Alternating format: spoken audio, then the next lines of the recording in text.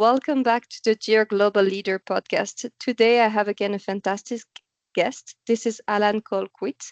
He's an expert in talent management, human capital analytics, and organizational change. So don't leave right now. We'll explain all of these terms.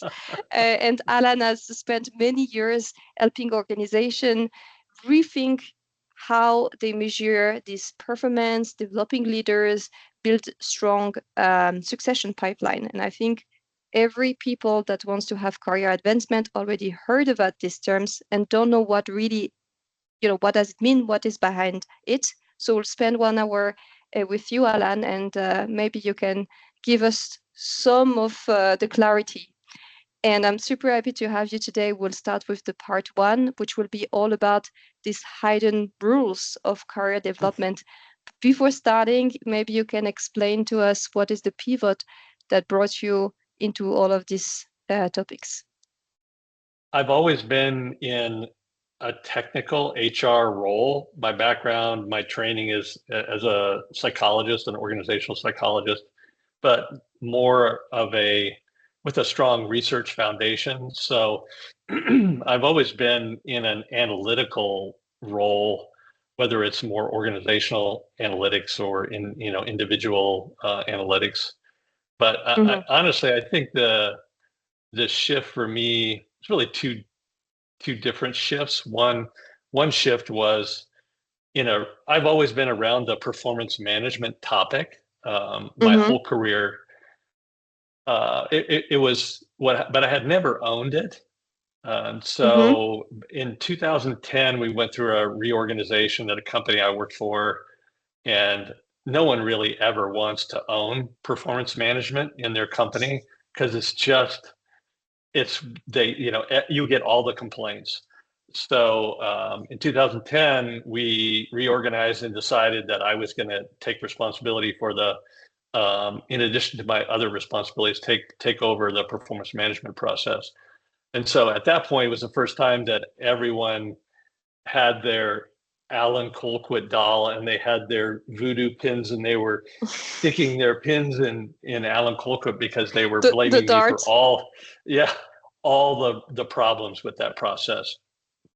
That really was a major pivot point for me, that all of the grief, instead of me studying the process and informing people what was wrong with it and didn't have the ability to change it necessarily, now it was mine to fix or to change. So that was the point where I got more deeply involved in this process, looking more clearly at what practitioners were doing, but also what scientists were doing and what the science was saying about performance management and all the processes that were connected to it, rewards, promotion, talent identification, succession planning, and so on. So that was really a major pivot for me in that I have never recovered from that. I've been deeply involved in this process and trying to understand it ever since. So that was probably a big pivot. The other pivot that I think that happened when I retired in 2017, spent some time not working in a big company, and then ended up going back to work at another big company, John Deere, big industrial manufacturing company. And I got a chance to start up a succession planning, talent assessment unit within John Deere. So that got me, I've always been around succession planning, talent planning, mostly as an expert advising with, how to get better information, how to run the process and so on, but never owned it. And this was an opportunity to own it and try to make it my own and try to make it effective. And we'll talk more about how you do that with data and so on. But those were two major changes that tilted my career in these two directions. Yeah, super. And as we said at the beginning, I think we will use our expertise to define all of this, because for a lot of us, when you're on the other side, not in the HR world, these things are very opaque. And this is why I also wanted you on the show, because the first question is, for example, now we are at the time that we are recording, after all of the performance reviews, usually the ASR, at least we call it like this, annual salary review in my company. And it's not really clear what is really happening behind the scenes of these performance reviews. What is the conversation that the leaders, and I know that there is usually the HR business VP or something that is happening to evaluate employees. Maybe you can give us a snapshot of what's happening. Yeah. And just to reinforce your point that, to the extent people are not clear, that these processes even exist. Performance management is a little different, but that people don't understand how these processes work is an indicator that we have a problem. These processes should be very transparent, as transparent as we can make them, and we can talk more about why they're not transparent. Because I think there are what people, most people would say in companies that there are legitimate reasons for these not to be transparent, but I would say that these reasons are not legitimate. We should have more transparency. We could talk more about why and how, but so what's going on? What kind of conversations are people having behind the scenes in performance management? The traditional things that managers are talking about, and a lot of this happens, and this is what makes it difficult. We have a conversation within a manager and employee about what's happening, about our achieving goals, behaviors. But the other thing that's happening that's important, that in most cases, managers are also talking with each other in these calibration sessions about comparing their employees and their employees' achievements, their employees' behavioral performance, and so on with each other. So this is very much a normative process, and in some ways a competitive process. So managers are advocating for their employees. Other managers are advocating for their employees, advocating for stronger performance, for more important achievements, defending their employees' achievements. And so in some ways, the outcome of your performance evaluation, your rating, is a function of how good your manager is at defending you and advocating for you. So this is a wild card that is not clear to many employees, and it's also a real source of pain and suffering for managers.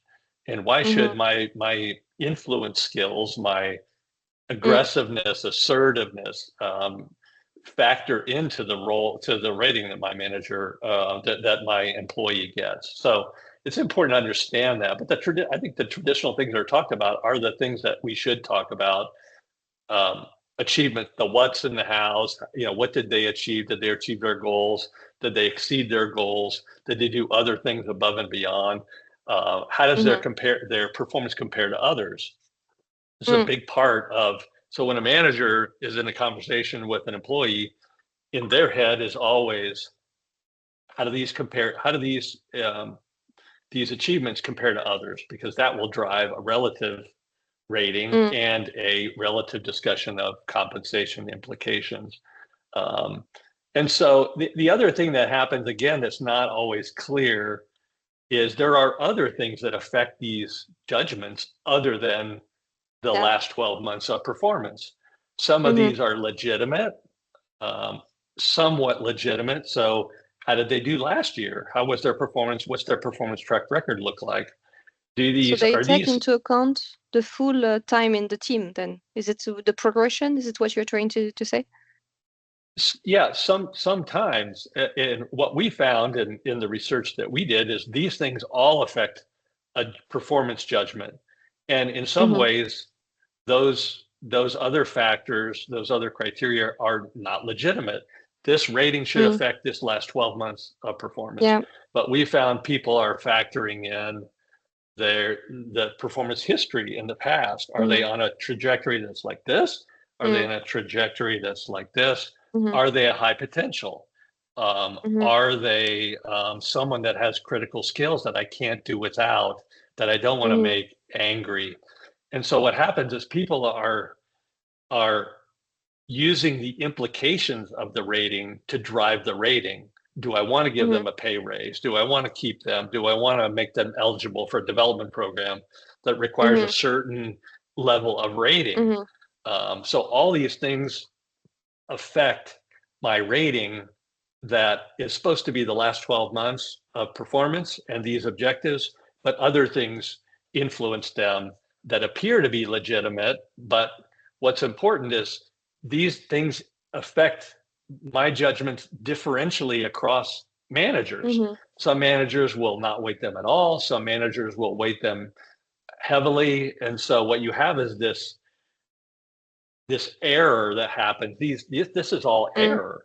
And, you know, a process that has error in it can't be very good, can't be very accurate, can't be very consistent. So, and then there are other, you know, classical illegitimate factors that influence these ratings, like biases. Am I biased against by gender? Am I biased against females?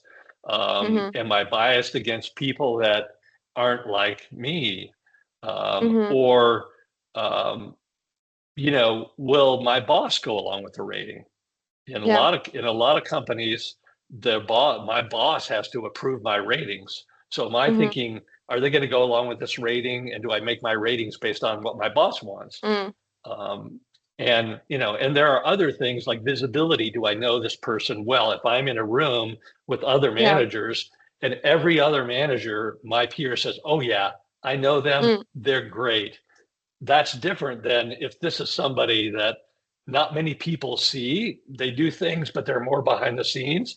They're less likely to get agreement on a higher rating or a higher merit increase or bonus. So there are a lot of things that affect ratings that aren't legitimate, that are sources of error that managers may value, like did they come in early, did they stay late, did they don't complain, you know, things like that. So there are a lot of things that make these, that if people knew what was happening behind the scenes, we wouldn't like it. And even the people that do know what's happening behind the scenes, we don't like it. And these are the things we're trying to get rid of, that are very stubborn, difficult to get rid of. No, yes, super interesting. And actually, I think you started to go in a direction that I wanted to understand, because I think something that is also not very clear to a lot of us is that sometimes you are flagged as a talent or you have good grading, and then nothing happens, you know? And I don't really understand how much this performance review is tied to like career advancement or, you know, promotability. Maybe you can share what you think. Yeah, I think it is. It should be. Performance should be an important element in judgments about, am I a talent? Do I have high potential? Am I promotable? Or should I be on a succession plan? It should be one important element, but it shouldn't be the only element, because many of us know that managers frequently promote their best performers. But what we know is that performance in a certain role doesn't mean that they can perform better in a higher level role with more complexity, more responsibility, and maybe even people responsibility. So performance in a technical role doesn't necessarily mean that somebody's going to be great in a managerial role with broader scope of responsibilities, people responsibilities, more strategic responsibilities, and so on. So performance should be a piece of the puzzle, but you know, we refer to it as kind of a poker or a card. You know, it's table stakes. It's the ante that gets you in the conversation, but it shouldn't be the only thing. There should be other things that are important, like that we can talk more about. And the other problem, I think, is that, well, people confuse performance and potential all the time, and their performance is a part of potential, but is not the same. And leaders are not very good at assessing potential. They're better at assessing performance. And the reason why leaders fall in love with people is because they perform. So it's not surprising that they would want to promote them for advancement, move them into development positions, put them on plans, and nominate them for high potential status, and so on. But managers are not always the best at making those decisions, which is why we need to push them to use more rigorous assessment processes, better data, and train them better, and so on. And then maybe super good transition, because if we look then at potential, and also another word we just evoke, this was its talent review meetings. So now we discuss performance review meeting, and there is something else happening, I don't know when, talent review meetings, and I guess they are reviewing, I don't know, are they reviewing then potential? And if so, how do they, what signal are they looking for that someone stand out for certain type of jobs? And here we can maybe take the example that you were taking, leadership management, going to the next level. Yeah, and I think it's important to kind of get clear on the terminology. So I think for the most part, when you hear people talk about talent review meetings in big companies, they're talking about meetings that happen with more senior level leadership teams where they're reviewing succession plans.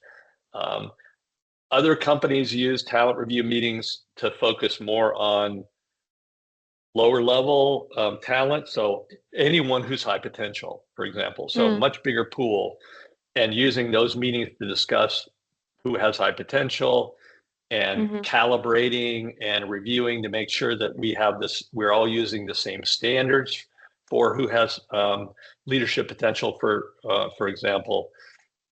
So in some ways, some meetings in some companies may be talking about a broader pool of people that are high potentials, top talent, and in other circumstances, they may be focused on top level roles where there are succession plans in place.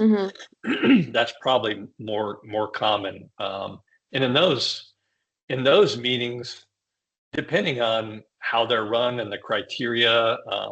So, for example, in a talent review that's focused on succession plans, they're going to be focused on the success profile. What's the profile for this role?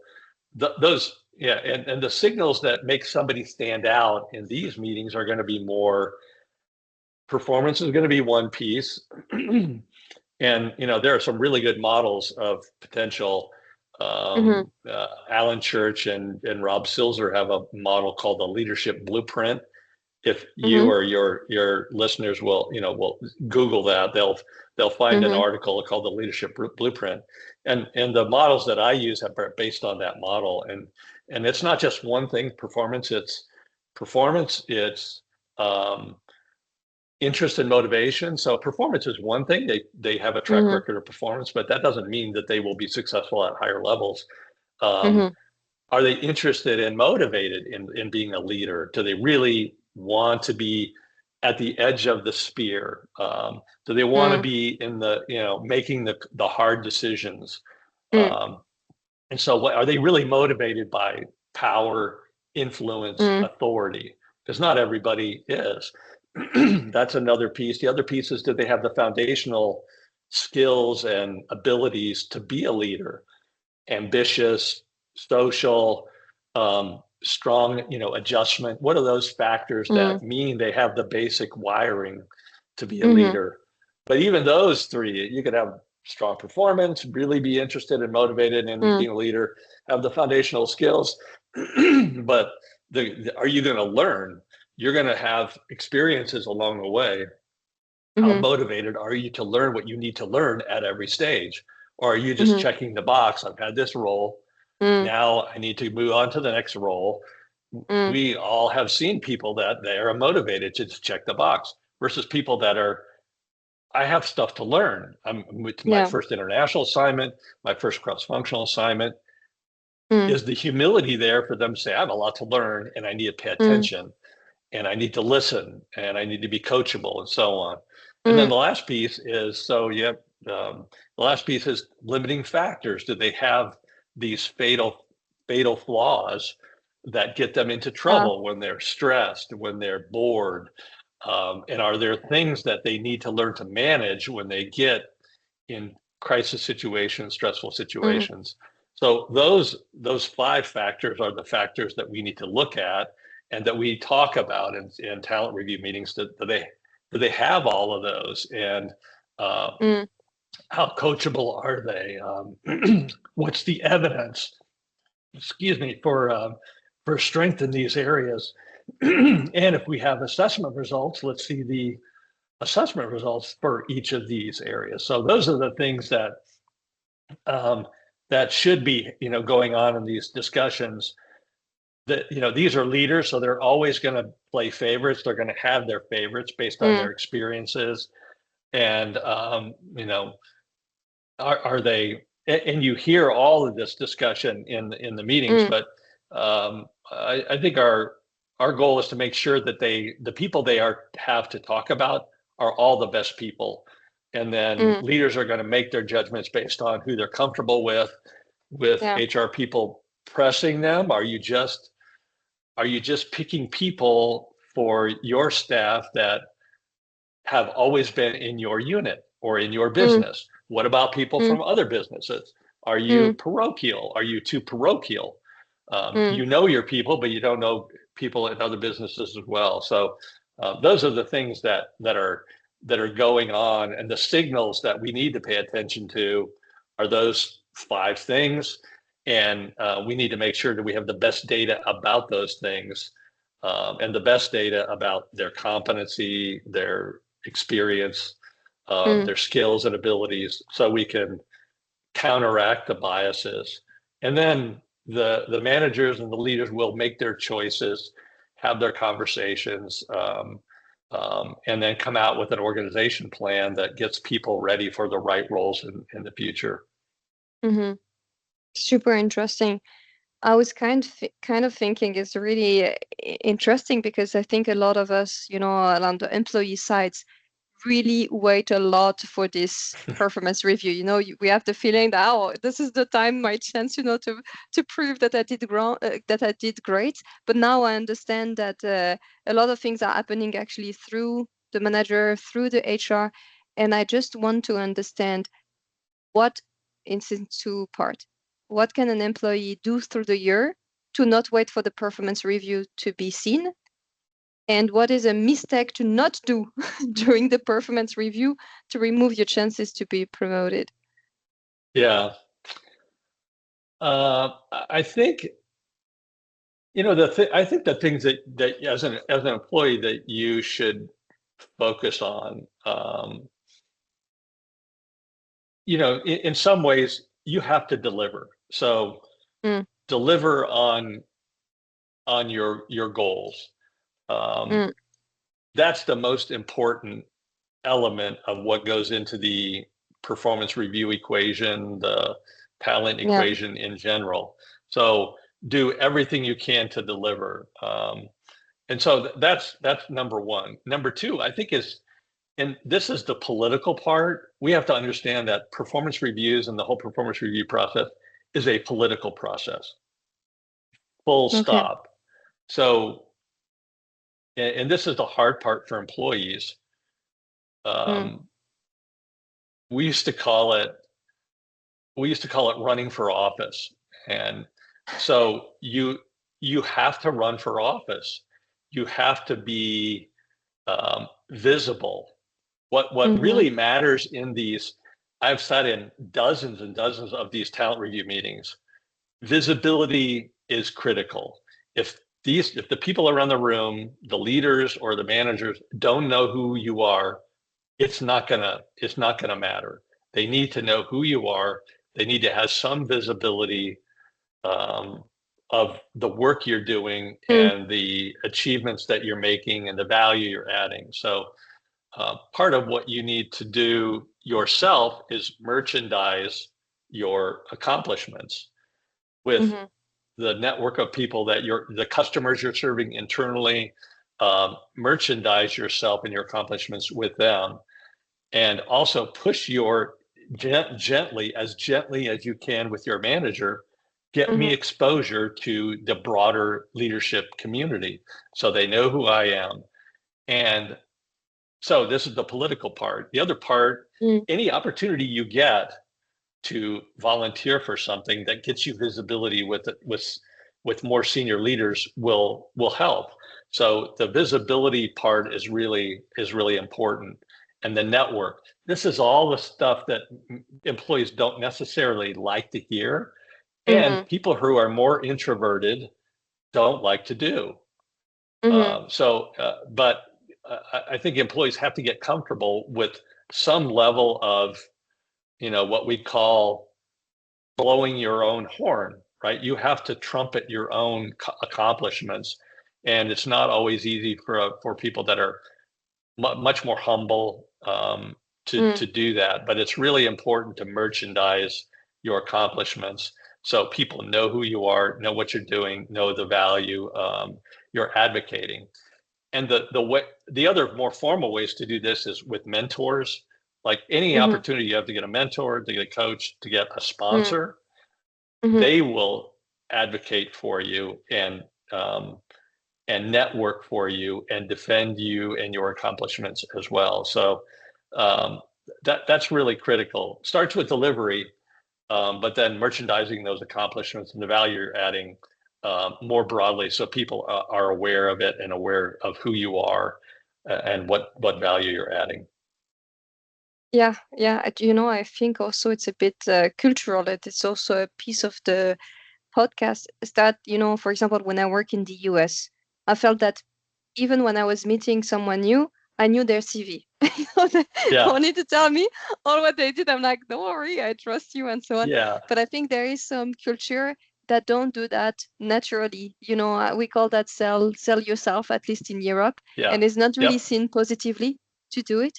And I think it's yeah, also depends. Maybe you can be very comfortable to do it, but maybe your boss is from a culture that is completely opposite of that, and maybe will receive it very wrongly that you are yeah, exposing all that to you. So I don't know if you had researched these cases, and also now we are in global teams. So you when you have a boss that is always with you, in the same yeah, office, they can see all yeah. of these biases you are talking about. But when we are remote and that you talk to your boss, I don't know, once every 2 weeks, like, do you think that your boss will advocate for you even if you're the GM of your team? Question mark. Yeah. I think those are all really really important in many ways important problems with performance management that need to be fixed. The fact that your status depends on your manager, and the fact that Yeah. your accomplishments depend on other people's contributions when you work in teams. And so I think the other important thing to think about politically is that for the most part, these decisions are made in groups. So you have a group of Mm. managers, all who are making evaluations of their employees, and it's kind of a competition. And so if your manager isn't very good at advocating for you, then are there Mm. any of his or her peers that will advocate for you? Mm. Even if your manager does it, and I've been in the room when people have said, "Wait a minute, I think you're underselling her. I've worked with her and she's done a great job for me." And that can help. Super. That can make a huge difference. So knowing who's in the room when these decisions are made, it's typically a group of peer managers, and Hmm. making sure that you know those people, that you do as much work as you can with those people, and merchandise your accomplishments with those people as well. Because in many cases, um, you may be involved Mm. with them in real work that they will appreciate. So understand how these decisions are made and not that you're going around your manager, but that you're allowing other people to advocate for you as well, Hmm. including a mentor, coach, or Yeah. a sponsor, or others who may be in conversations with your manager. Yeah. But Okay. the simple fact that your manager has is the arbiter of your success or Yeah. failure is, and what we know from the research is that much of the rating, probably more of the variation in performance ratings across an organization is driven by differences in managers and Yeah. the perceptions, the idiosyncrasies of managers. More of that variation is due to your managers Yeah. and than it is the actual accomplishments of the employees that are being rated. So that's a design problem with performance management that we haven't fixed yet, and we need to fix. Mm. And I have actually a question on that because even myself, and let me know if you can answer or not, but right after the performance review, there is this goal setting phase. And for a lot of us that maybe didn't understand fully this process, and when I say didn't understand, it's because you didn't have the right answer you you expected. You say like, I over deliver and I don't understand my grade. Then you seek to do your goal the most crystal clear ever, because you are like, okay, then at least this time it will be written black and white, and then we could review it. I don't know if you have like for example, the rating is 1 to 5, let's say. So 3 being just you do the normal job, 4 you exceed, 5 it's amazing. Usually to be promoted, you need to be more into the higher ranges. How can we have this discussion or make our goal in order to also make these metrics more transparent, meaning to say like this will be a 3, this will be a 4. Is it what you would Yeah, advise, or how should we do? I'll answer that in two ways. One is the first way, the more pragmatic way is, remember, this is a normative process. It's in some ways it's a competitive process. So you don't know if you have a group of people and you're in almost every company or most companies, they have a distribution that they want, 10% at the top, 5% in the Mm, bottom, and then 20% in the middle and 80% in the middle, mm, depending on the number of rating categories. And so you don't really, in some ways, you don't really know what it takes to get the 5 until the end of the year. Then you yes. look at the 5s, you see what they did, and this is what many companies do.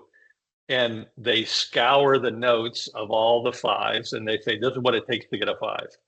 Hmm. And this is what it takes to get a 4, and 3, and 2, and 1. And employees say, perfect, thank you, I understand now. But that doesn't mean that's what it's going to take to get a 5 next year.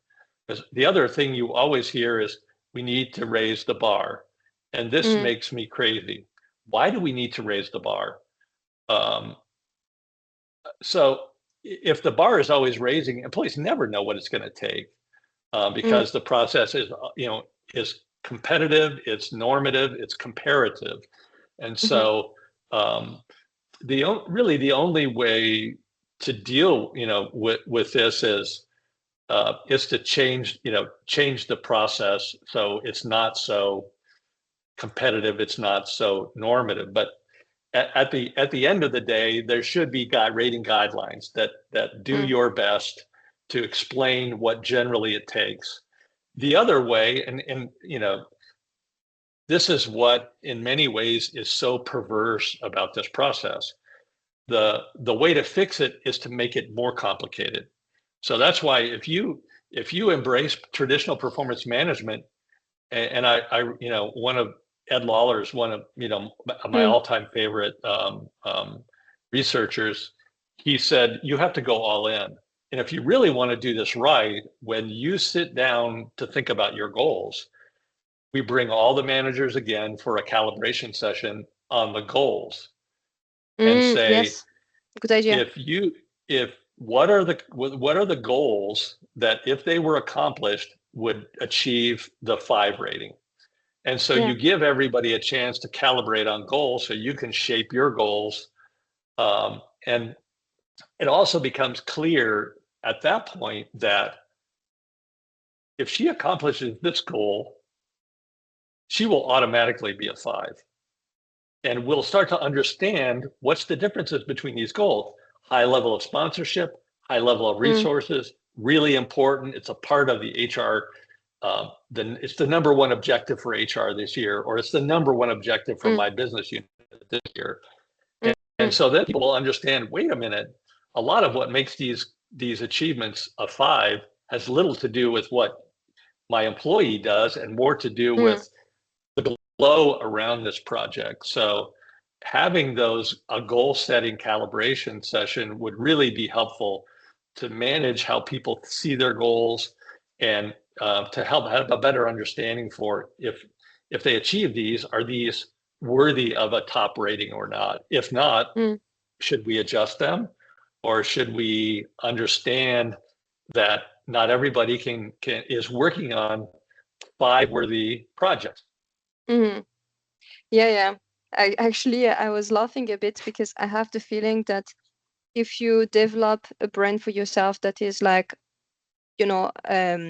high standards, I have the feeling that usually what is written in your goal is already a 5 out of 5. But then when you achieve it, because it was written, you become a 3 out of 5 because, it's written, you did it. Good for you. And then it's like the goal was already very, very high. Yeah. So maybe another. And it could be that you wrote it and things changed during the year. It became a lot more difficult to achieve because we cut the funding. You lost a key team member and you had other things that were added to your plate that made it much more difficult for you to focus on these things. There could be a whole bunch of different circumstances that make your performance, your achievement, even more heroic than it should have. And does that get factored into the manager's rating? And this is again what is perverse about this process is what you're asking managers to do is very difficult, if not impossible, to factor all the right things in that matter, both what you accomplished, the circumstances surrounding that you were dealing with and accomplishing that, how much support, resources you had, and excluding all the things that shouldn't affect their judgments, their biases, what they know about other people's accomplishments and the way they interpret those. It's a very, very, it's an impossible task that we're asking managers to do. It's not surprising they don't like it. They don't feel good about it. It's not surprising that employees don't feel well represented either. And so this is part of what drives me to try to make this process better and to know by now that we've been trying to fix this process for 50 years. We haven't fixed it yet. Maybe this is why you're not retired. This is why you continue the work. I know. It's my cross to bear, I think. I see the time running, and I also want to discuss succession planning. So maybe one last question from this part. Now we discussed that, okay, we need to have visibility. We need to have visibility not only to the manager, but also mention about our different performance. We said that there is at the beginning of the year, a goal setting, and at the beginning of the next year, there is the performance review. And then there is all this time where we work, but we don't know exactly how to do all that. So maybe if you could explain in practice, what should we do towards the year to make sure that our achievements are maybe adjusted, reviewed, or visible? It's really important for you to have a relationship with your HR person, the person that represents you and your unit in the organization, because they are in a position to influence the decisions. And if they know your accomplishments, that's one more person that can advocate for you, or one more person that can challenge your boss in a performance calibration session. So absolutely, you should have a good relationship with your manager, but also a good relationship with your HR person, because they're also the person that says, "Huh, I have an opening over here. I wonder who might be a good fit for that." You want your name to be available to them when they think of that. But the other part, to me, an important part of a performance management process is the one-on-ones and the team meetings that you have with your manager. that has to be seen as a part of this process. So and if you're not having those, I think pushing to have those more regularly. So you can check in with them saying, here's what I'm up to, here's what I'm seeing, here's what I'm achieving, and here's the value that I'm adding, and make sure that you're always flooding them with information that they could use to make decisions later on in the year. So this can't be just a set the goals, put the binder up on the shelf, and then bring it back out, and continually negotiating the terms of the contract as conditions change. So I think regular conversations have to be really important. And if your manager isn't necessarily setting those up, then pushing them to set them up, at your request. That has to be a part of it, along with regular meetings with your customers and others who are going to see the benefits of. And when you get to the point where it makes sense to get feedback from your customers, making sure that happens at the time during the year. And it can be very uncomfortable. It can be uncomfortable for some people to say, hey, would you mind dropping my manager a line, an email saying, hey, that was really great. But you have to get more comfortable doing that, because that kind of feedback does help. A manager might have an email folder where they grab those things. And at the end of the year, you want a couple dozen things in there. Those are all things that are going to help make the case that, I have some concrete evidence that, that she's doing a really good job, and that people are happy with what she's doing. Super. Thanks. I think it's like really, really good advice. And I think I should then redirect the listener to your book, because basically we discuss what you are doing in your book. So the difference between performance management and performance enablement, which is also the name of your new book. And of course, if they want to follow you on LinkedIn, they can. So thank you so much for the part 1, and we see each other in part 2. Yep, sounds great. Thank you so much.